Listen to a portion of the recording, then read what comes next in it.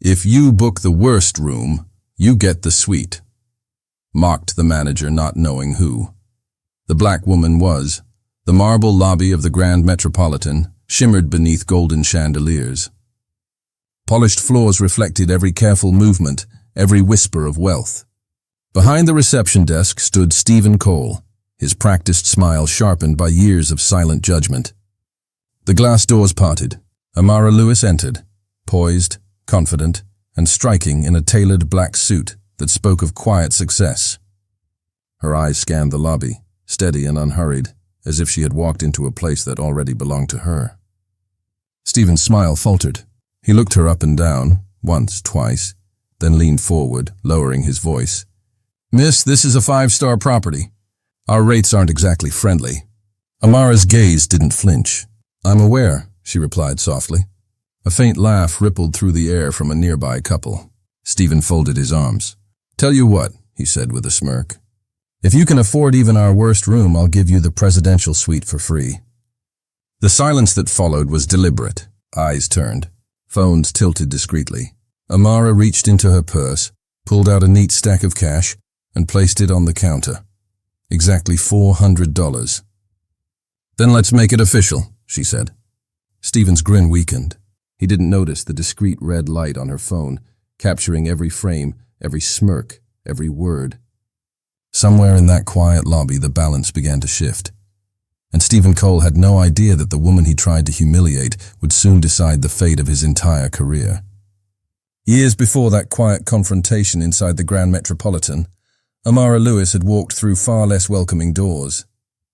Back then, she was just another young consultant, bright, prepared, and endlessly dismissed. Her resume was flawless, her portfolio impressive, yet interviews often ended the same way. Polite smiles, cold handshakes, and the same hollow phrase, "We'll be in touch." They never were. She knew why. It was never about her skills. It was about the way people looked at her. A black woman stepping into rooms where few looked like her, speaking with confidence that unsettled fragile egos. Some pretended not to notice. Others made sure she did. She remembered one firm partner laughing softly as he told her, "You have potential, but clients might expect a different image for leadership." Another had asked if she could tone down her voice. Not her words, just her voice.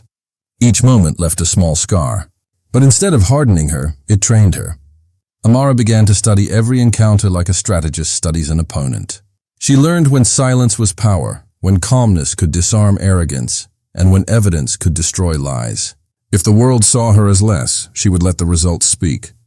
There were nights when she would sit in her small apartment, reviewing client reports long after midnight, whispering to herself, "They will know my name, not because I shouted, but because I outworked every one of them." And slowly she did. Her reputation grew.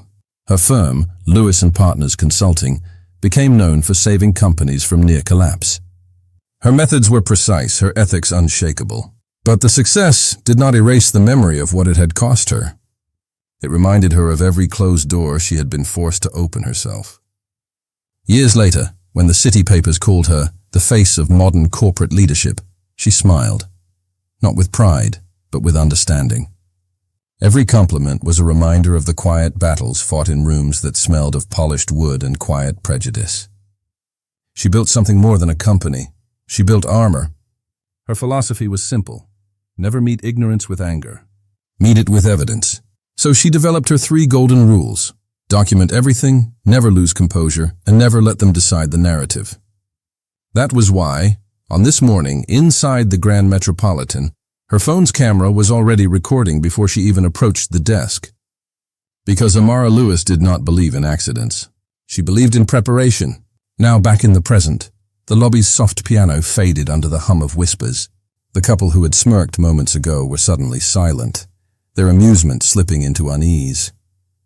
Amara's calm expression never changed.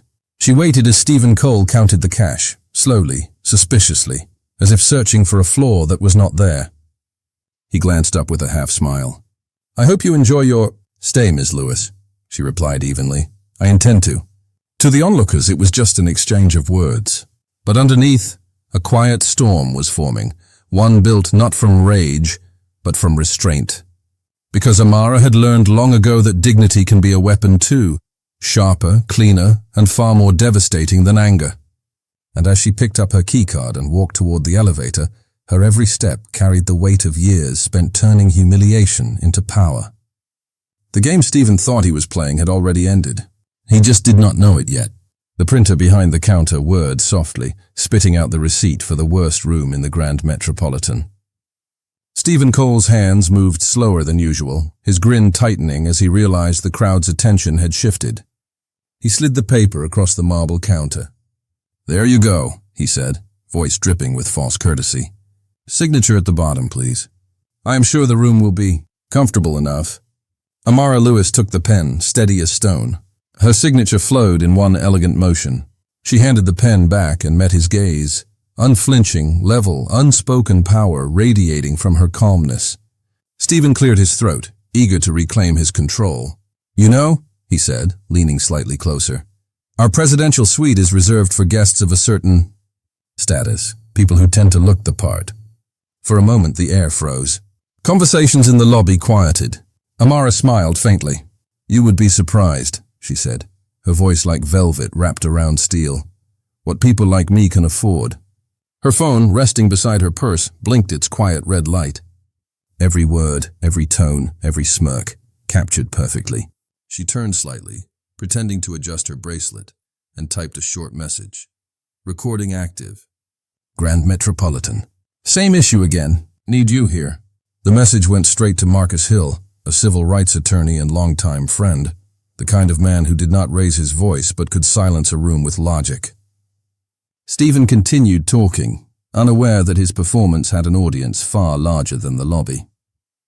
"It is just policy," he said, "to make sure we maintain the right environment for our guests." Amara tilted her head slightly. "The right environment?" "Yes," he said, gesturing subtly toward the other guests. "People pay for a certain experience. We cannot compromise that." A sharp silence followed. The words hung in the air, heavy with implication. Minutes later, the glass doors parted again. Marcus Hill stepped in, tall, composed, dressed in a navy suit that carried quiet authority. His eyes moved once around the room, then settled on Amara. He walked to the counter, his tone polite yet firm. "Good afternoon. I am Marcus Hill. Ms. Lewis asked me to join her. Is there a problem here?" Stephen blinked, caught off guard. No sir, no problem. We were just processing her room." Marcus opened a small notebook, flipping to a clean page. "Then you will not mind if I note a few details. For record purposes." A few guests exchanged looks. Someone whispered, "He is a lawyer." Stephen's smirk faltered, but he forced it back. "Sir, that will not be necessary. Everything is fine." Marcus looked up, calm but piercing. "You mentioned something about guests of a certain status. Could you clarify what that means?" Stephen hesitated. "I only meant, our usual clientele prefer discretion and class." Marcus wrote that down, slowly, deliberately. Discretion and class. "And how exactly do you determine that?" Stephen's throat tightened. His practiced hospitality tone began to slip. "It is not about anyone personally." "Of course," Marcus interrupted softly, "because discrimination rarely introduces itself by name." The whispering grew louder. A few guests looked away, uncomfortable now. What had started as amusement was beginning to feel like witnessing something wrong. Stephen tried to smile again. "Sir, I think you are misunderstanding." Amara raised her hand gently, stopping him. "Let him finish." Her voice was low, calm, but carried the weight of someone who no longer needed to prove anything. Marcus closed his notebook, his expression unreadable. "Thank you, Mr. Cole. I believe that is enough for now." Stephen exhaled, relieved. "Good, then we can—" "But," Marcus continued, "before we leave, I would like to request access to your service policies, complaint log, and video recordings for the last hour. For transparency." Stephen froze. I will need authorization for that." "Do not worry," Marcus said evenly. "You will have it soon." He turned to Amara. "Shall we?" Amara nodded, slipping her phone back into her purse, still recording. As they walked toward the elevator, the whispers followed them. Stephen stood behind the counter, pale now, watching the elevator doors close. For the first time, he felt the quiet weight of his own arrogance pressing down on him. He had no idea the story had only just begun. and that every word he spoke would soon echo far beyond the marble walls of the Grand Metropolitan. The quiet in the lobby felt heavy now, like the air itself was waiting for something to break. Marcus Hill adjusted his tie slightly, his voice calm but edged with precision. "Mr. Cole, retroactive criteria are always interesting from a legal standpoint. They tend to reveal patterns, especially when they're applied selectively." Stephen tried to laugh it off, but the sound came out strained. "Please, that's not what I meant. Our hotel just has standards. We want to make sure everyone has a comfortable stay." Marcus nodded slowly, scribbling a note. "Comfort," he repeated. "And you decide who fits that comfort based on what? Appearance, accent, or assumption?" Stephen's throat moved as he swallowed hard. "I didn't say that." "You didn't have to," Marcus replied softly.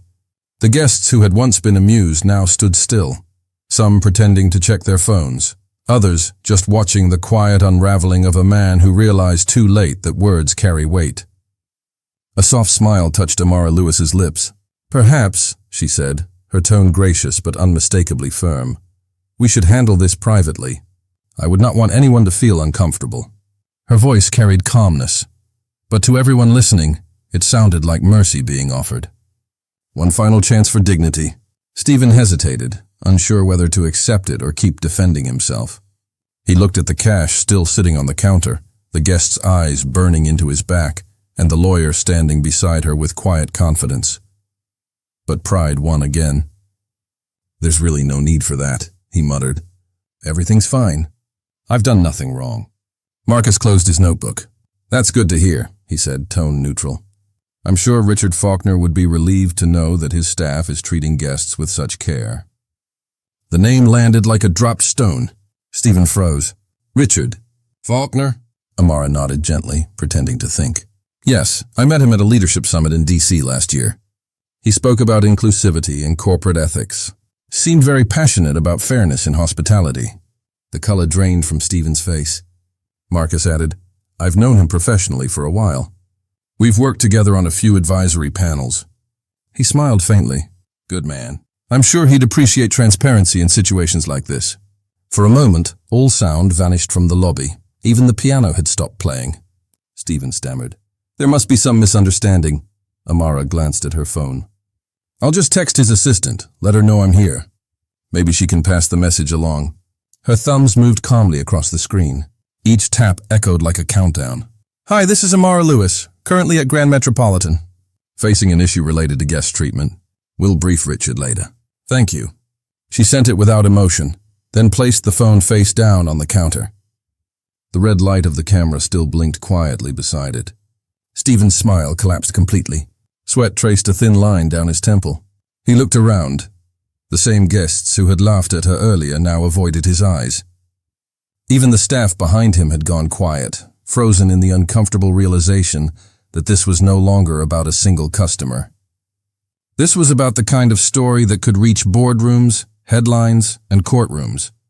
Marcus stepped closer, his voice soft but unyielding. "Mr. Cole, what you are experiencing right now is what accountability feels like. It's uncomfortable, I know, but discomfort is often the first step toward clarity." Stephen opened his mouth, then closed it again. Every excuse he had rehearsed over years of subtle discrimination suddenly felt useless. Amara leaned forward slightly, her tone almost kind. "You still have an opportunity to make this right," she said. "The question is, will you?"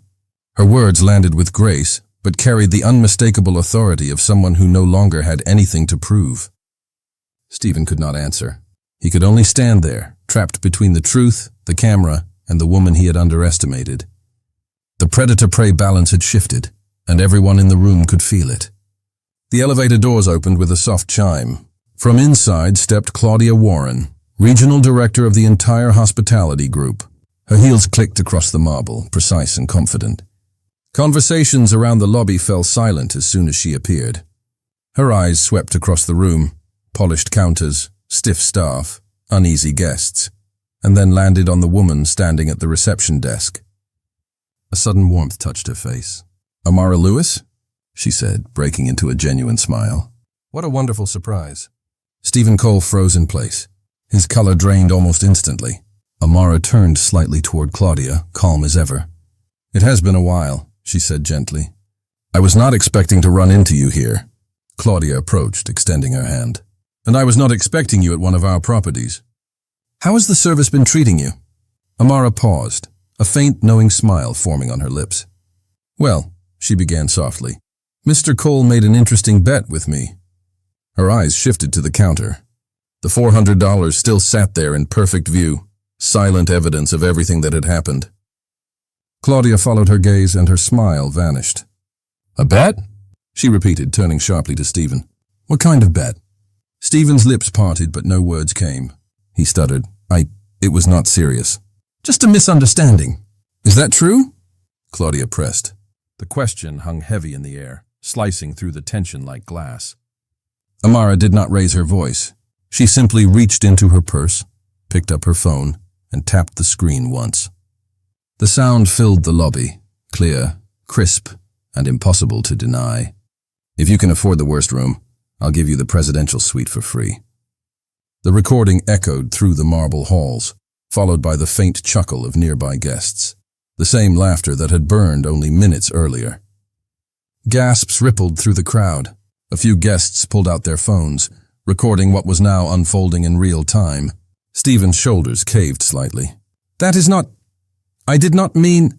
Claudia's expression hardened, every trace of friendliness gone. Enough. Her voice was low but sharp enough to cut through the murmurs. She turned to the staff behind him. Everyone here heard that recording, correct? Several nodded silently. Then let the record show, Claudia continued, that Mr. Stephen Cole has just violated one of our company's most critical policies. She paused, her tone cold and deliberate. This chain has zero tolerance for discrimination, direct or implied. Stephen looked as if the ground beneath him had disappeared. Please, Claudia, I have been with this company for 10 years. And you will not spend another minute representing it, she interrupted, her words precise. Security will assist you in retrieving your belongings. Effective immediately, your employment is terminated. A hush swept through the room. Even the staff at the far end of the lobby stood frozen, caught between shock and relief. Stephen tried to speak again, but the words refused to form. His arrogance, once so thick it filled the air, had collapsed into pure panic. His hands trembled slightly as he reached for the counter, realizing that the $400, once his joke, now stood as a symbol of his downfall. Amara stood quietly beside Marcus, her posture straight, her expression calm. There was no gloating, no anger, just composure. Claudia turned back to her. Ms. Lewis, I am deeply sorry. This should never have happened in any of our hotels. Amara gave a soft nod. I appreciate your response. I understand mistakes happen. What matters is how they're corrected. Her tone was gentle, but every word carried quiet authority, the kind that comes from years of being underestimated and still choosing grace over fury. Stephen looked at her one last time, his eyes filled with regret and disbelief. Amara met his gaze without a trace of hatred, only quiet certainty. In that moment, her calmness was louder than any confrontation could ever be. Months slipped by, and the once controversial hotel lobby stood transformed. The cold marble floor that had once reflected arrogance now reflected something new, humility and progress. A polished gold plaque gleamed near the entrance, universal dignity policy, every guest, every employee, every time. Guests paused to read it. Staff members stood a little taller, their smiles genuine, their energy renewed. What had once been a space of quiet exclusion was now a beacon of respect. At the front desk, Janelle Carter, the young black receptionist who had watched everything unfold that day, now wore a crisp manager's badge. Her confidence radiated in the way she greeted guests, firm, professional, proud. Behind her, the team reflected diversity in every shade and accent. The change was not cosmetic, it was cultural. When Amara Lewis stepped through the revolving doors months later, she barely recognized the place. The tension that once lingered in the air had vanished. Warm smiles replaced judgmental glances.